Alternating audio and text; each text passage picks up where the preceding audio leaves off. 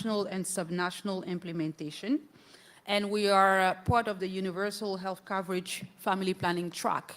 So this is an important session because it takes us from all the theory we've been hearing about UHC and how it's important to actually discussing what is happening in country. And it's interesting that we're going to get kicked off with someone that's going to talk to us about Nepal. And I need to grab my notes.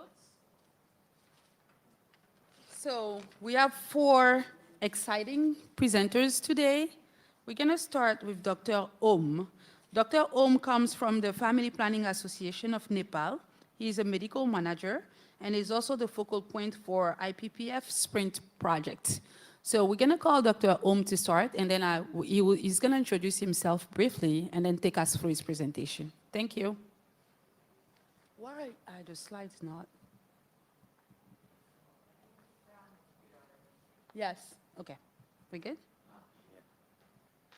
No, that's not yours. Yeah, is that it? Mine. Okay. Good morning, everyone.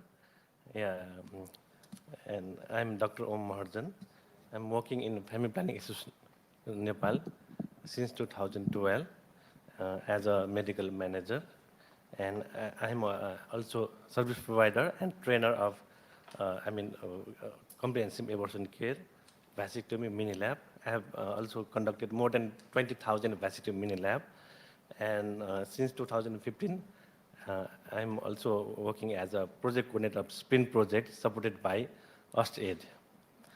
So today, my presentation will be on effective engagement of affected people, population in community feedback mechanism during COVID-19 response for continuing of essential SRS service in Nepal. So this is the content of my presentation. So first of all, background of the this abstract. It's accountability to affected population is a term used in humanitarian sector, which recognize that the women, men, girl, and boys receiving humanitarian assistance are primary stakeholder of any humanitarian response and have a basic right to participate in the decision that affect their lives, receive the information they need to make informed decision, and to complain if they feel the help they receive is not adequate or has unwelcome consequences. And the picture we have taken is from IFCRC, which depict the number one is learning, to provide information, and third is supporting BCC, and the fourth one is supporting community to speaker. And as part of the core humanitarian standard, it needs to be addressed at the organization level as well as through coordinated effort across humanitarian sector. It put community at the center of our response. Accountability.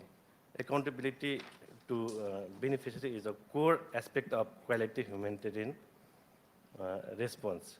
Centered to accountability for service governance, in particular of health service delivery, is the community feedback mechanism. As part of SPIN project, the International Planned Parenthood Federation is supporting its member association to develop community feedback mechanism to be more transparent and enable community ownership of the response intervention. This is done through engaging community in the planning, implementation, and monitoring supervision and phase.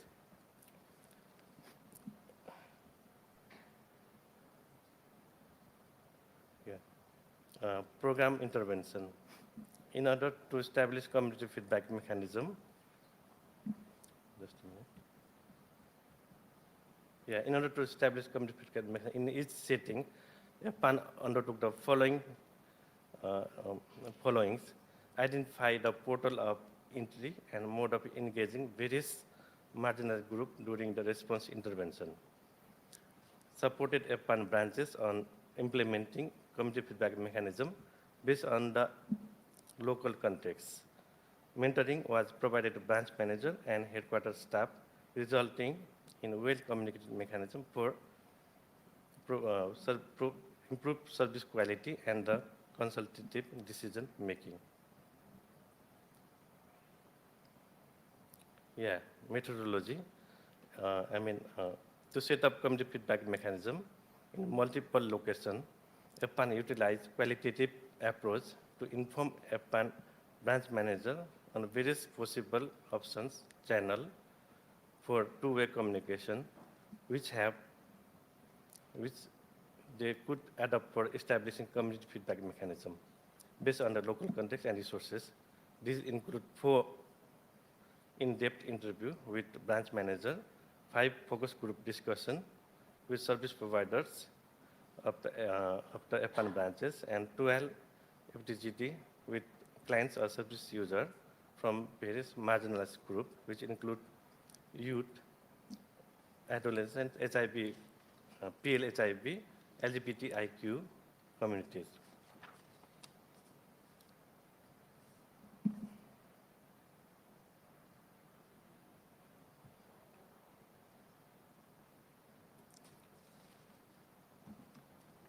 And these all were held in the randomly selected sprint-supported district of Banke, Janakpur, Kaski, Kabre, and Surkhet district of Nepal.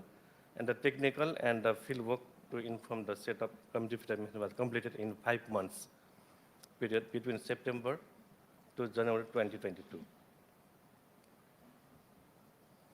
And results, maintaining meaningful engagement with community and functional community feedback mechanism are considered as the building block of the accountability. This report assesses how these 3 basic elements of accountability have been put in practice by EPAN. A, the information sharing in languages, format, and the media that are easily understood by marginalized group and the affected population. EPAN has enshrined the right to information in the client rights on SRH, which are displayed at all service centers. Staff code of conduct,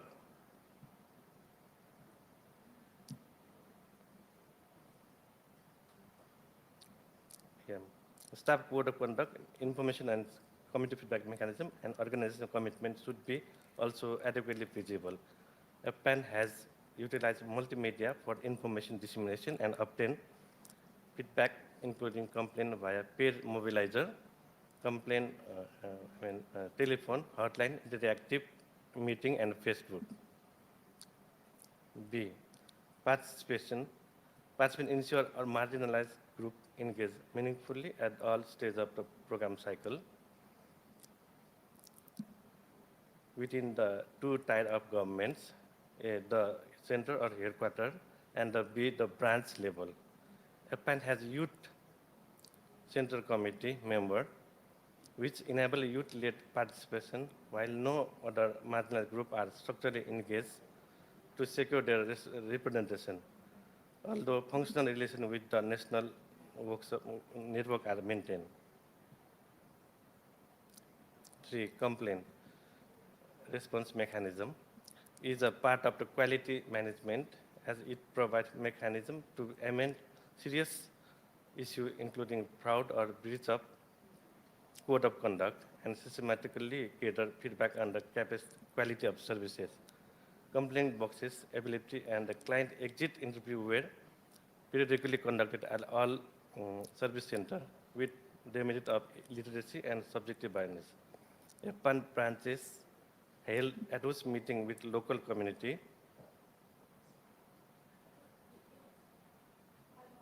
Yeah, okay. Local meeting with local marginal group, which gave opportunity to provide feedback with immediate follow-up on action point with no documentation or assigning focal person for marginalized complaint, resulting in limited opportunity for learning and improved program quality.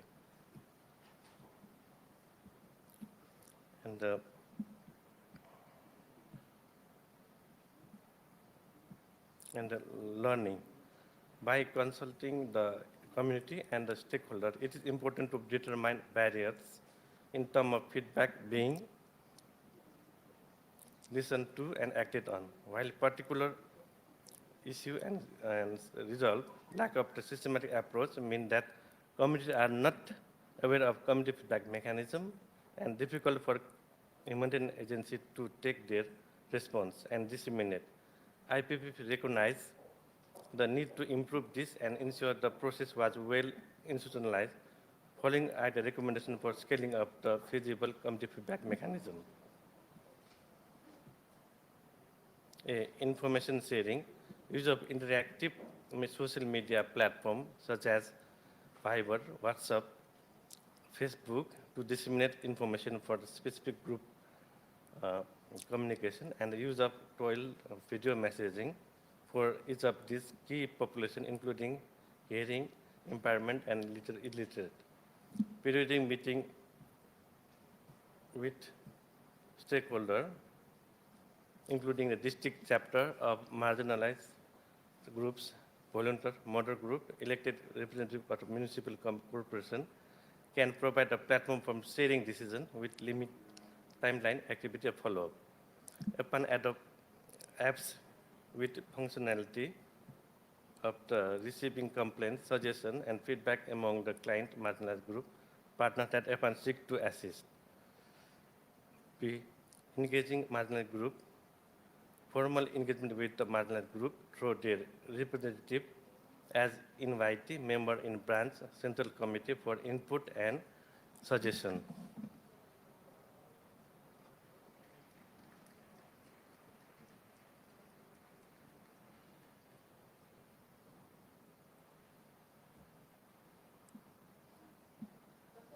Yeah. Yeah. The cursor is missing. So.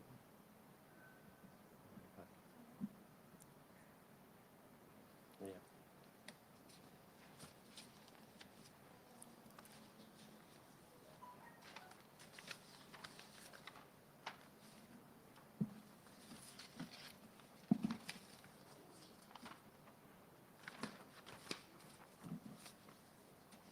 Yeah.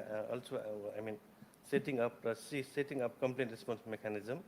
It is desirable that the complaint mechanism feedback have been multiple entry point for collection such as suggestion box, complaint box, telephone, electronic online platform, mobile apps, regular stakeholder meeting, client exit interview, smiley on the exit interview, and this is my presentation. Thank you. Thank you. Please, thank you. Thank you very much for taking us through your work. And I think what we're going to do is to have the second presentation, and after that, we'll take questions. And we will be able to come back to this. All right? Thank you so much, Dr. Om. So I'm going to call now Dr. Gansiam. He's a doctor of public health. He's an expert he's been working in the field for the past 25 years, and he's coming to us from ADRA, Nepal. He's the associate director for health at that organization. So please welcome Dr. Gansam to the floor.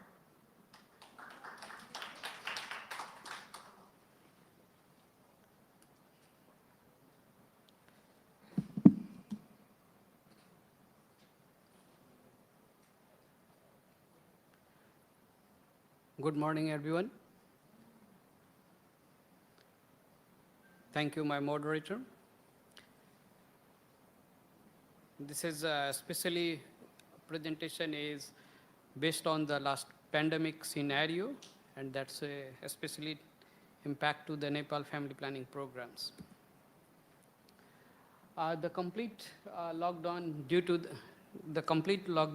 the declaration of the COVID-19 pandemic led to closure even the outpatient and the widespread fear to the COVID-19 transmission as an institutional setting globally as well as to the Nepal.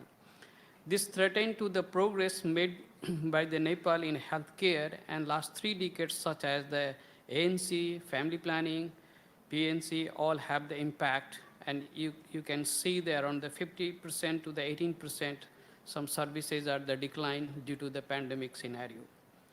This increased the maternal death by the 30% when the service, after the lockdown, the service are the closed down. The rollout, the interim guidelines at the health facility level to continuation of the reproductive maternal, neonate, and the child adolescence program services during the COVID-19.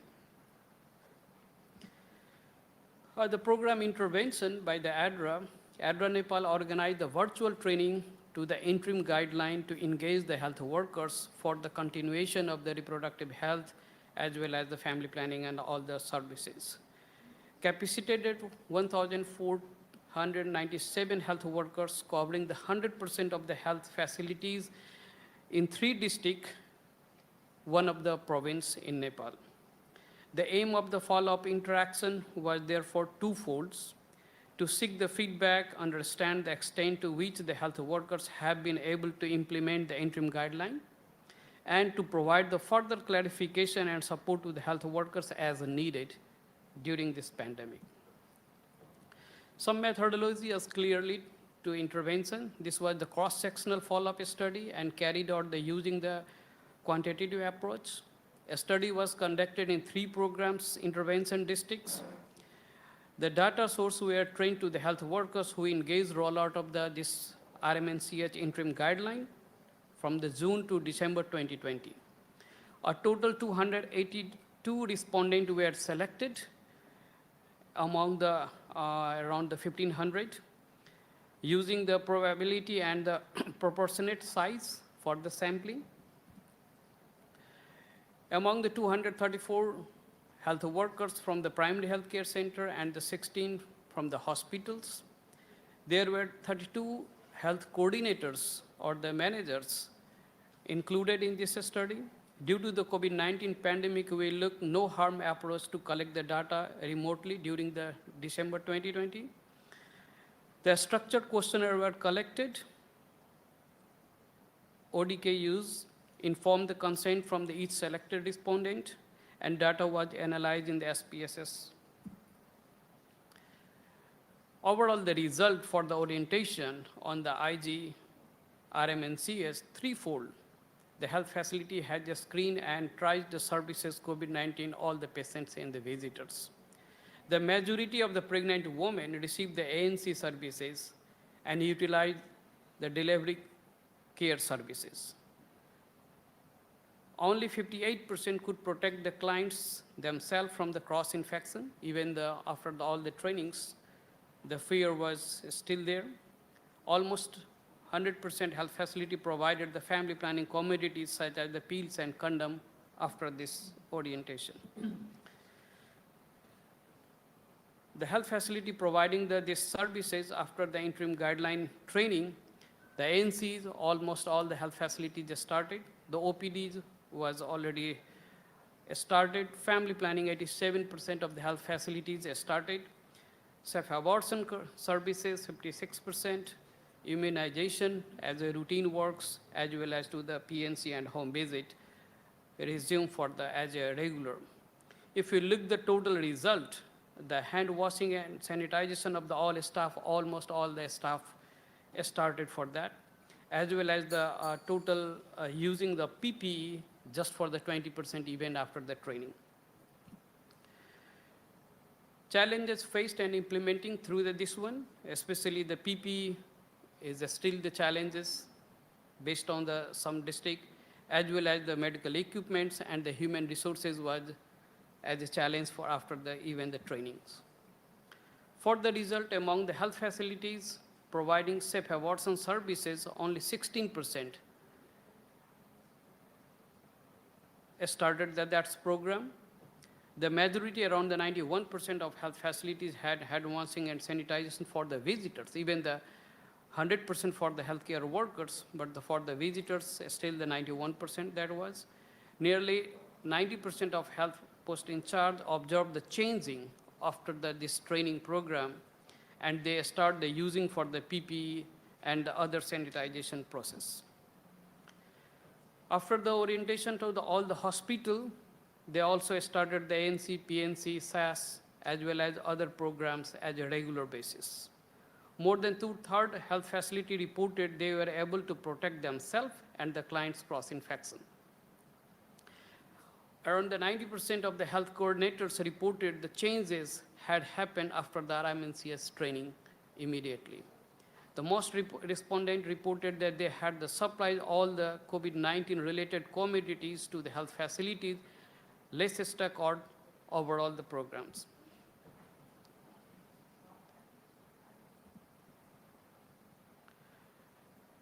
The main lesson learned, the main drivens to the interim guideline rollout after ever the national, subnational programs, managers, and providers. Follow-up for the interview conducted with them clarified so them the orientation on the guideline was timely and useful to in terms of the context. The majority of health workers are provided service per RMNCH interim guideline as a high range 84 to 96% of health workers have absorbed the changes after this orientation. In a context where the service were functioning at the minimum capacity or the within the environment to the fear, the guidelines provide the clear direction for the health facility peoples. Role of the government is key providing to the health system from the unexpected shocks and stress such as the pandemic condition. Thank you very much to all. Thank you. We're going to ask you to stay here, Dr. Gansiam, and we're going to call back our presenter, Dr. Om. Do we have any questions in the audience? We can take one or two questions before moving out to the second set of presentations. And I guess maybe I'll ask you a question. So Dr. Gansiam has presented on COVID and how they were able to quickly create a mechanism to keep healthcare workers working. And you had presented us on the community engagement. Was community engagement impacted by COVID at the time? And did you put together something like what Dr. Gansiam has presented in your case? And for Dr. Gansiam, the question is more, have you done anything, because the healthcare workers are also a community, so have you done any extra or any different services or have you used any other tools to help the community health workers get back to what they were supposed to do? So do you want to start with the first question? Yes, so the question is, because you worked on community engagement and we just out of a pandemic, were there any implications during that in the work that you did? Did you do anything special around that time to make sure that community engagement was continuing? Can you go to the mic next to you, please?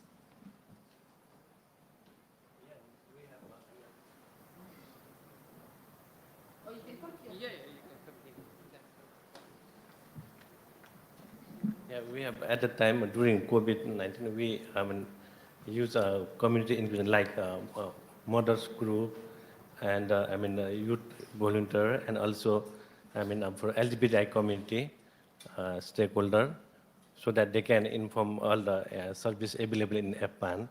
So like this, we can utilize the community.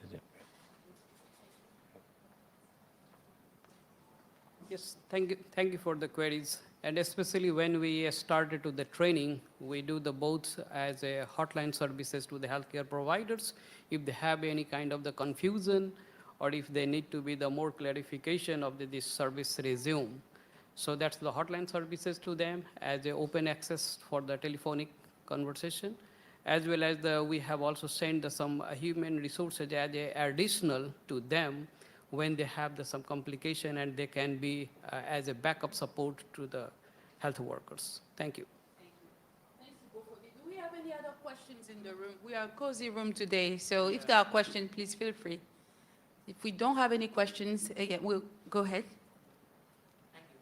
So I'm being from a Nepal, so I can relate with the studies that has been presented. So I just have one question for Dr. O. So you said that you are using the social media to reach the group. So regarding the scenarios of the district that you have given, I think with everyone is covered. So you need to speak louder. Yeah. So regarding this social media group, how you were saying that you were reaching to the marginalized population and indigenous population as well as Yes.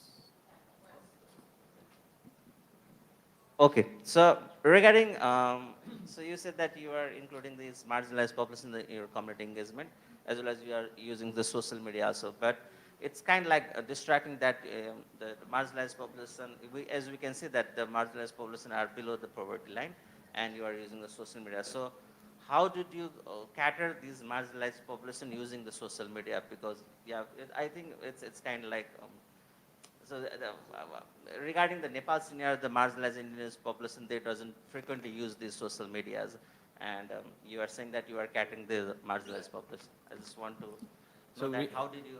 yeah, we have also Facebook pages. Also, I mean, we have also frequently meeting with the stakeholders, like I mean, marginal LGBTI community, and also with PL HIV groups, like and so through them we are communicating with I mean grass level of the marginal population. Okay. Thank you very much. Thank you to both. Thanks to both of you. Please, we're going to now welcome our next two presenters. Sarah, you are next. So Sarah Britton-Gam comes to us from FHI 360. And Sarah, you have the floor to tell us a little bit more about your experience in family planning and your presentation. Great. Hopefully the slides will come up. Looks like we're having a little bit of a technical issue, but thank you all for coming. My name is Sarah Brittingham. I'm a Senior Technical Officer with FHI 360. I'm currently working with the Research for Scalable Solutions project. And the assessment that I'll be presenting to you today is funded by USAID through Research for Scalable Solutions, an implementation science project. And you'll see the names of our partners on that project at the bottom of this slide. The team included myself, Trinity Zan, can you wave? An Associate Director in Research Utilization at FHI 360, and our veteran medical advisor, Dr. Irina Jakobsen, who I think it's worth noting, given the topic of the conversation we'll have today, has been an author on a lot of the global guidance documents around family planning. So on the next slide, just remembered that I'm supposed to advance them. I'll quickly kind of go through an overview of our process that we used for this content analysis, talk you through some of the key findings and recommendations, and then share with you how we are disseminating what we learned. So let's start with just kind of thinking about what already exists. So digital technologies have really kind of stepped up during the past decade, and especially I think during the pandemic, to meet the contraceptive needs of users. Where in-person services have not necessarily been able to. So we've seen a lot of new tools coming out, tools adapting, and there's some great resources out there about the interventions that exist. So we have the Digital Health Compendium, we have the Digital Health Atlas, and then there's great resources about the evidence that exists. So we have the 3 different high-impact practice briefs, which are all focused on digital health. But with this assessment, we were really seeking to answer the question you see at the top of the slide. So what is the quality of the tools that exist? So our primary objective here was to assess the content of client-facing family planning tools for both comprehensiveness and accuracy. And we did that across 11 content areas. And these were really selected to kind of reflect the core elements of informed choice. And ultimately, what we wanted to do was provide a list of tools that had been vetted. So these were the tools that kind of had the highest quality content. And we wanted to communicate some trends in the content. So where was the content better, and where did the tools struggle to have accurate or comprehensive content? So in this presentation, I will focus on the latter. So we're really going to look at the quality of the content. So briefly, I'll just speak about our process. So we started with a landscape analysis of both provider and client-facing tools, and then we whittled it down to actually just 11 tools that we ended up including in this content analysis based on the criteria you see here. We developed and applied a rubric to analyze the content, and then we used that to assess the tools and then provided feedback to each of the tools so that they could then later improve their content. And ultimately, of course, disseminating like we're doing right now. So here's an image of our rubric and the kind of information that went into it. So the information needed to support high quality family planning content and tools is very much out there, right? We have the family planning handbook, we have medical eligibility criteria, we have tons of resources, but they're not exactly designed to feed straight into digital tools, right? So we had to design a rubric to really help our medical advisor apply what we knew to kind of assess these tools. And so on the next slide, I will just start to share a bit about our results. So as I shared, we'll focus really on the trends in the content areas. And due to the limited amount of time we have today, I'm really going to focus on the 4 content areas where the tools provided the least accurate and least comprehensive content. And I will, of course, share the names of the tools that we are recommending based on our content analysis. Before that, and you'll probably thank me for this later because I think you're going to be seeing this platform throughout the conference. But I would love to get your thoughts on this. So has anyone used Slido before? It should be easy enough. So you can either open up, I keep wanting to go to the slides, www.slido.com and enter this code, or you can scan the QR code. And I would love to kind of get your predictions about the content. So my question to you is, in which of the content areas did tools provide the most accurate and comprehensive content? And you'll see multiple choice answers. Is anyone there yet? Is it working? How, you got it? Okay. No questions. Okay. So raise your hand if you think it was non-contraceptive benefits. And this is the complete list, but I'm just going to give you 4 choices. So do you think non-contraceptive benefits was the least accurate and comprehensive? Anyone? No? What about discreteness? Side benefits? Okay, 1, 2. Side effect management? Okay. All right, you guys did well. So that was the answer. So interestingly, none of the tools actually addressed side effect management. That was completely absent. Let me get back to where I was. And sorry, that didn't work. So on this graph, you're going to see the scores of each content area. So this is really an aggregation of each content area for all of the tools. So again, this is kind of the trends by content area. So again, I won't focus much on the methodology that we used today, but we assessed each tool's content area and then assigned a score. And it was basically a categorical score. So it was based on the amount of omissions, inaccuracies, or incomplete descriptions. So the lowest possible score here was -1, so that's where you see side effect management. The highest was naming all modern methods, which we would hope all the tools would do. So now I'm going to go into a little more detail about that and then share the information by content area just to give you some of the key takeaways. So on this graph, what you see is on row 1, or really row 2, I guess. So these are the number of tools that included any information about that content area. So here you see side effect management was not covered. On the second row, those are the tools that had the higher quality content. So for example, if this number is on the high end, that means that those tools had just 0 to 1 omission or inaccuracy. Row 2 is kind of middle of the road, 2 to 3 errors, and then row 3 is more than 3. So you can see here, I circled in red where it was more than half of the tools had more than 3 errors or omissions. So really what you can see here is that on this end, we've got discreteness, mechanism of action, instructions for use, side effects, effectiveness, and non-contraceptive benefits that were kind of the problem areas for tool content. So what exactly do I mean when I'm talking about inaccuracies or omissions? I think it's worth saying. So just an example here. Inaccuracies, several tools included outdated information about the duration of protection of implants and IUDs, which points to one of our, this is a bit of a spoiler alert, recommendations that I'll give, which is really to maintain up-to-date information, use the global guidance. I think many of us will see the FP handbook has just been updated and is being released, so refreshing our content is a really important piece of maintaining quality in digital tools. And then for an omission, we noticed that guidance to use dual protection was actually frequently not present when we were talking about fertility awareness methods, which seems like a big gap. Okay, so moving into our first content area, I'll just explain that on each of these next 4 slides, I tried to include an example of tool content. And this is actually kind of ideal content or high quality content that we saw in our assessment. 5 minutes, okay. So for non-contraceptive benefits, we assessed whether the tools included this by method.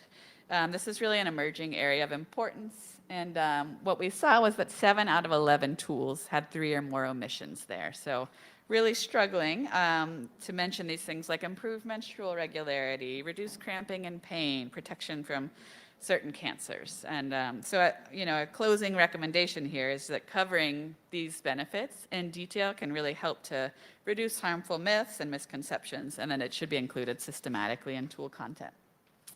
Moving on to effectiveness. So 8 out of 11 tools included 3 or more inaccuracies or omissions related to effectiveness.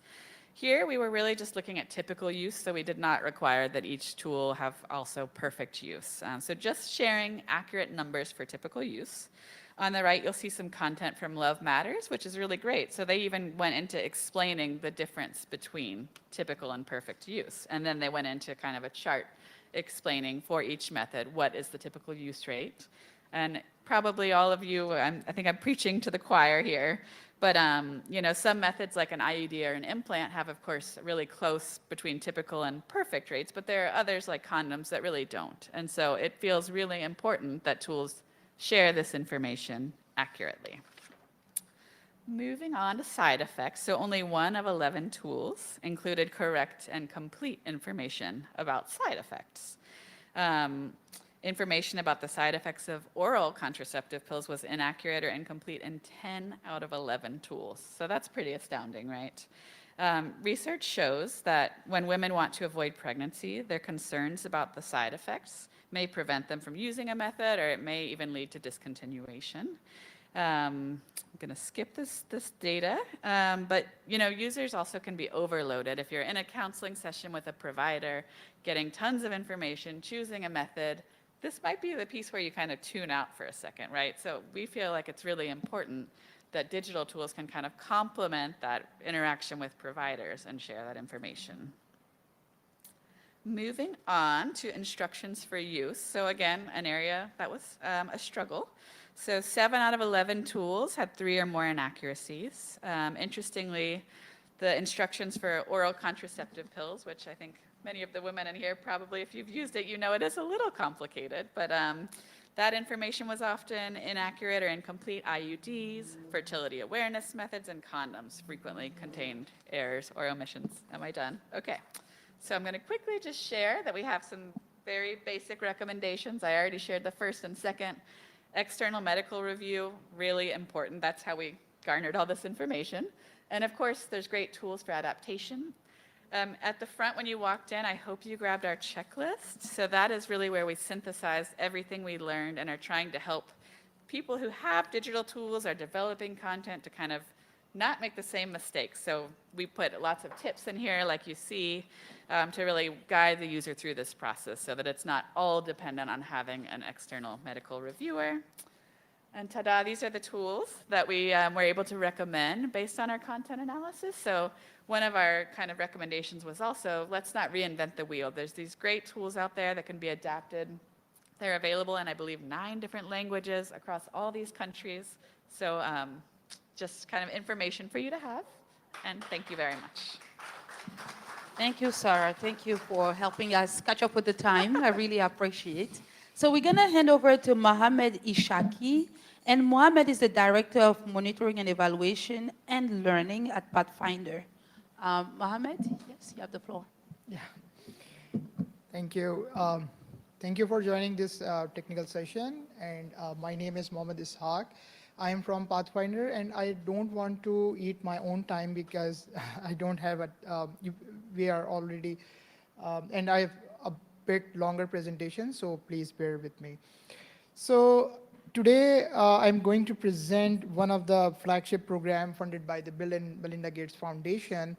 Naya Kadam, the topic is the Naya Kadam to increase post-pregnancy family planning through public and private partnership across 2 provinces of Pakistan. Naya Kadam means a new step in English. So early and close pregnancies and high fertility rate, 3.6, threaten the health and well-being of Pakistani women, including their newborns and families. The latest Pakistan Demographic and Health Information revealed that 34% of birth occurs during within a birth interval of 24 months, and 64% unmet need for family planning during first year of postpartum period. And of the total pregnancies, 47% are unintended pregnancies, and out of those, 55% ends as induced abortion. So giving all the high unmet need, high rate of induced abortions, high total fertility rate, Pathfinder implemented a 4-year-long project, which was funded by the Bill and Melinda Gates Foundation, and it was a consortium project with public and private sector. So Naya Kadam took a holistic approach towards post-pregnancy family planning and strived to improve skills of both public and private sector network, and for the in-service and pre-service service provision. It also increased access to quality postpartum family planning, PPFP, and post-abortion family planning, PAFP, services through a total market approach and in-depth community mobilization and engagement. Pathfinder and its consortium partner also strengthened the data management system and information system. So Pathfinder and the consortium Naya Kadam basically took a holistic approach from top to bottom. So Naya Kadam, as I said, a consortium of program partners led by the Pathfinder, took a total market approach, working with public and private sectors. Naya Kadam cuts across all levels of the health system by generating demand, improving access and quality of service delivery at the community and facility levels, strengthening integration, multi-sectorial collaboration, and health information system at the provincial level. So the project aim was to increase access to high quality PPFP, post-pregnancy family planning, including both PPFP, postpartum family planning and post-abortion family planning, with a focus on young women aged 15 to 24 in Sindh and Punjab provinces of Pakistan. These were the consortium partners. Pathfinder led the consortium and provided technical support to the government in order to enable the environment, the policy environment, and advocacy environment. Green Star is a social marketing firm affiliated with PSI, NCMNH, Ahang, IPAS, and Shirkatgah. These all 5 partners played a tremendous role in ensuring the access to quality family planning and post-abortion and postpartum family planning. So how and where we institutionalized post-pregnancy family planning. So Pathfinder and consortium partner institutionalized post-pregnancy family planning through co-creation with partners, health system strengthening, a community engagement, and total buy-in and ownership from the government. And where we institutionalized postpartum and post-abortion family planning in the overall provincial health system, including the health workforce, Pathfinder and consortium partner, the Naya Kadam, strengthen the capacity of the frontline health worker, strengthen the service delivery through public and private partnership in ensuring and expanding the service delivery network. Naya Kadam also upgraded public health facilities in order to enable them to provide quality family planning and post-abortion, postpartum family planning services. Also strengthen the DHIS, District Health Information System, to integrate the PPFP and PFP indicators in their system, and community engagement through community-based organization, youth champions, and private sector health workers. And last but not the least, leadership and governments at the policy and advocacy level. Co-creation with partners. So one of the partner, Green Star and Pathfinder, developed a comprehensive, integrated pre-service and in-service package for all cadres of providers. By integration means gender, youth, AYSRH, all included in that clinical technical service package, training package. Strategies to guide FP interventions. So we also established, Naya Kadam developed a gender integration strategy and AYSRH service strategy. private health systems for postpartum family planning, post-pregnancy family planning. So Green Star Social Marketing, GSM, integrated postpartum and post-abortion family planning indicators in their health system. They also adopted training modules for all private sectors in order to ensure and standardize the training provided by the government to their field staff and private sector to their field staff. So there should be an harmonized. So we ensured that standardization as well. Capacity strengthening, Naya Kadam strengthen capacity of community-based organization to conduct or to lead the community mobilization and demand generation for the PPFP and PFP services. We also, NACADM also trained the youth champions to generate the demands.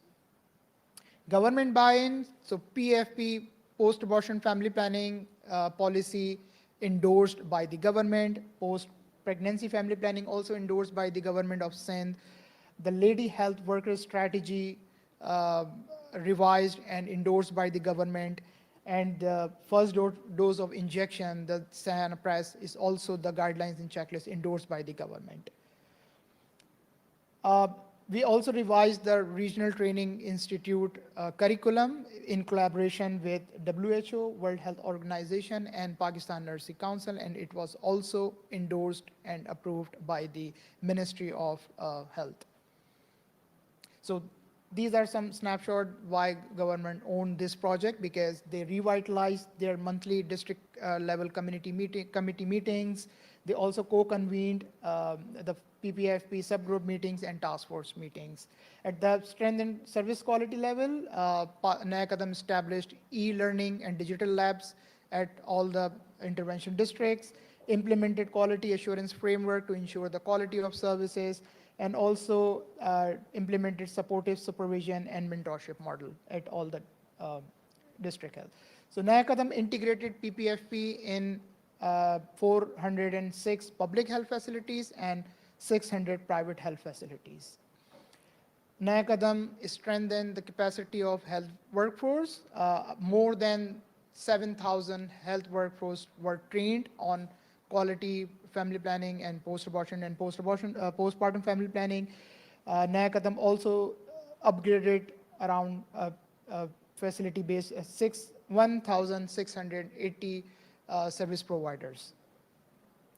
Naya Kadam also established PPFP skill labs, a total of 10 skill labs established at different health facility levels. Naya Kadam upgraded around 250 public health facilities in order to enable them to provide PPFP and PFP services. Naya Kadam also integrated PPFP and PFP indicators into DHIS, because we all know that the tracking and monitoring of the PPFP and PFP services is a big challenge for the DHIS, and most of the system focused on the family planning instead of the holistic and subgroup as well, like PPFP and PFP. And it is already a evidence-based strategy. It is also one of the high-impact strategy to provide family planning postpartum and post-abortion duration. We generated around more than 140,000 clients. We provided services to 140,000 women, PPFP and PFP services. And we also provided long-acting reversible contraceptive to more than 100,000 women during the entire project. Community engagement through the trained youth champions and community mobilization organization, they generated 1,000 referrals for the health facilities, and around 39,000 women were counseled by the trained LHWs, and they conducted more than 70,000 community support group sessions. We also developed and rolled out the social and behavior change communication. It was a holistic and very demand side generated social and behavioral change communication.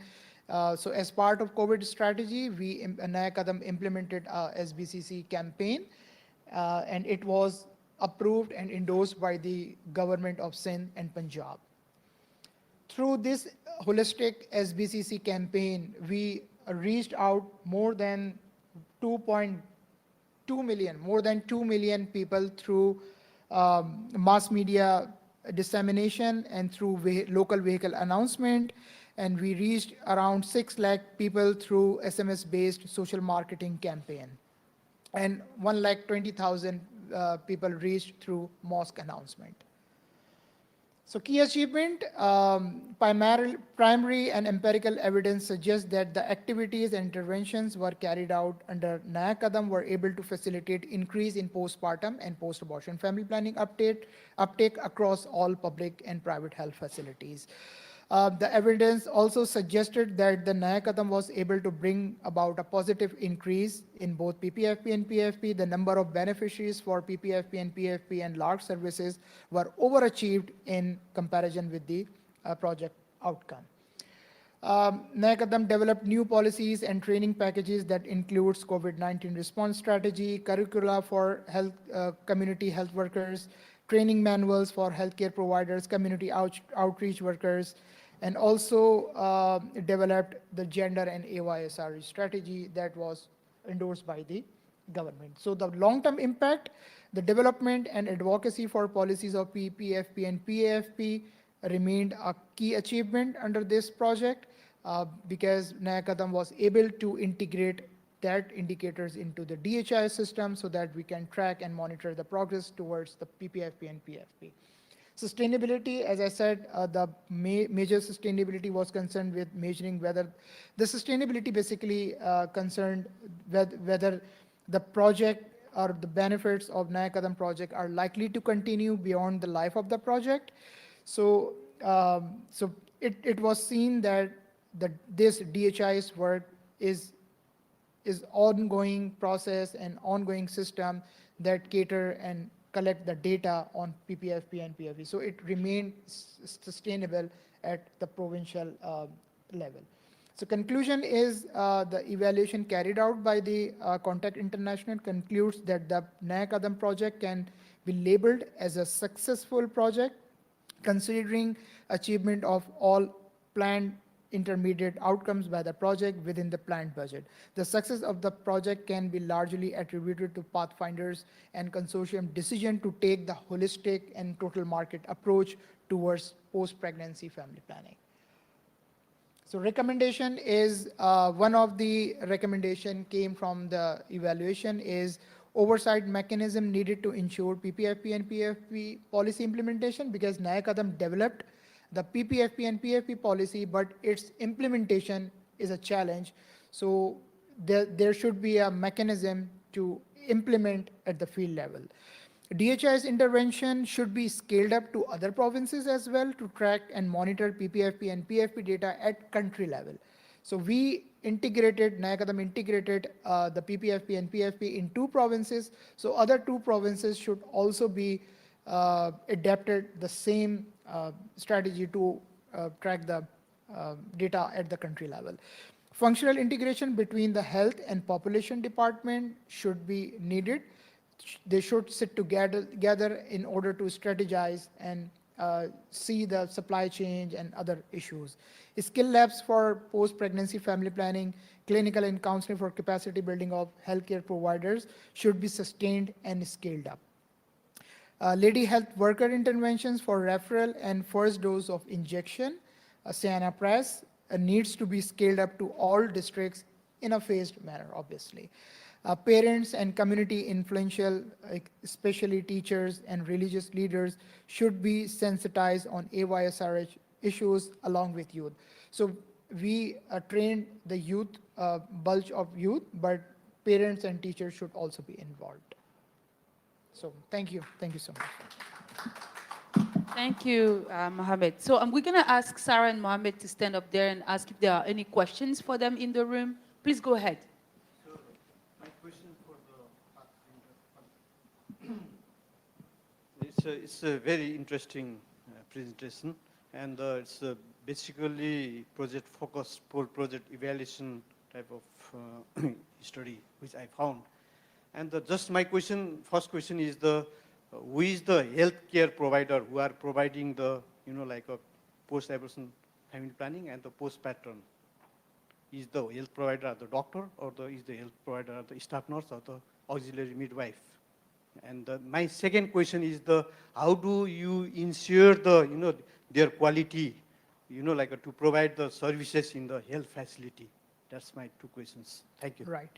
Thank you for asking two separate questions. So those who were trained on postpartum and post-abortion family planning services were included mid-level providers, mainly nurse, lady health visitors. So these all were the community and mid-level providers, not the doctors.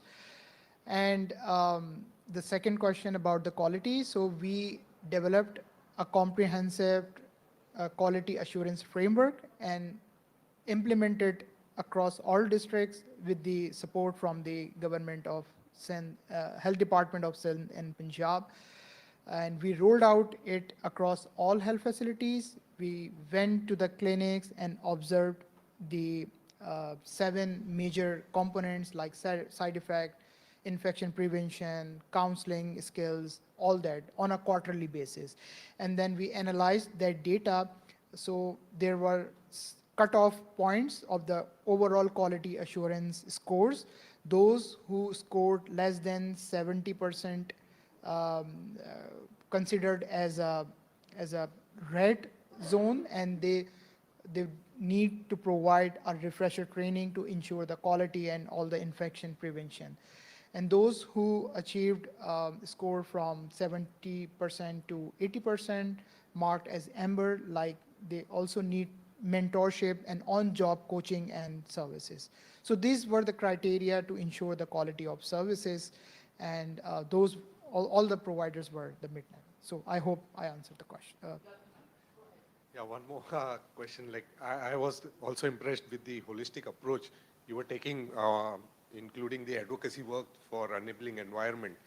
But also looking at the project level, there was a huge consortium partners, and given that the donor was also engaged. So was there any kind of evaluation, like cost benefit analysis or some CYPs kind of impact assessment done? Yeah, that's a great question. Due to some, not some, but major data collection issues around in Pakistan, so we initially designed a robust baseline and endline survey to measure the impact of all these interventions on the community level. But due to some major constraint and challenges faced by Pakistan in terms of data collection, so we dropped that methodology. But we evaluated, hired a third-party firm, Contact International. They carried out an robust evaluation from the perspective of the program evaluation, audit perspective, and all the operation perspectives. So they did some cost benefit analysis like VFM, value for money analysis, and it was they adopted OEDC criteria, DAC criteria, development assessment criteria, to evaluate that project. So it came out from the evaluation that this project done beyond the scope of work as well, because COVID hit in 2020 and 2021. So we revitalized, or we remodeled our program strategy within the ambit of the overall project. So we, in fact, delivered beyond the project. So it showed that we delivered within the value for money framework. And cost per CYP is very low as compared to the standard $2 or $3. So it came out that CYP was around $1 per client. Thank you. Do we have other questions? Yes, go ahead. Thank you, sir, and Mohammed, for a nice presentation. I just had one question for Sir and some question for Mohammed. So, sir, my question for you is that you are starting this, digital platform for the family planning information. However, do you have any, recommendation, or have you a future plan that how you are, because digital platform, it's kind of to the people who have access to the internet and resources. However, there are so many people who doesn't have access to the technology. So do you have any, recommendations, or your future plan that you can reach this digital platform to the local people also? So, Interesting. So thinking about assessing the content that is being given to folks outside of digital platforms? yes, Yeah. yeah. I mean, I think that's a really important point you raised, right? Like, how can we assure the quality in various interactions? Unfortunately, I don't think that the resource we pulled together would address that well, although I do think it could be applied really well to any written content. So I do see that it could contribute in that way to kind of assessing, for example, guidelines. And, one of the tools that we assessed actually even included guidelines that were for pharmacists to be using in their interactions with youth. So I think it's just so important to advocate for high quality content. So I appreciate that question. And I Thanks. hope I addressed it okay. Thanks a lot. I'm sorry, we have to quickly move on to your last question. Yeah, okay. For the panel, because we have other people waiting to use the room. We're not at time yet, but please. So I had a list of questions, but I'll just ask one question. So my question for Mohammed is that how did you ensure, it's because for the public sector, there is government who is looking for the quality perspective, but for the private sector, there are no any, governing body who is looking for the quality and for, I think, regarding the side effect management and everything, there is the lack in the private sector. So how you are ensuring that the services that are provided to the private sectors are of the quality services, as well as if there are any complication or side effect, how did you ensure that it has been managed effectively? As well as adding to that question, no, it's okay. No, it's okay. So adding to that. Thank you. Thank you. Yeah, sure. Respond to that. Thank you. I'll quickly answer that question because Pathfinder is not a service delivery based organization, so we did not do anything in the field level. That is why we included the Green Star Social Marketing firm, who is basically doing the field work and all that. And they have their own criteria, like we Pathfinder developed for the government sector.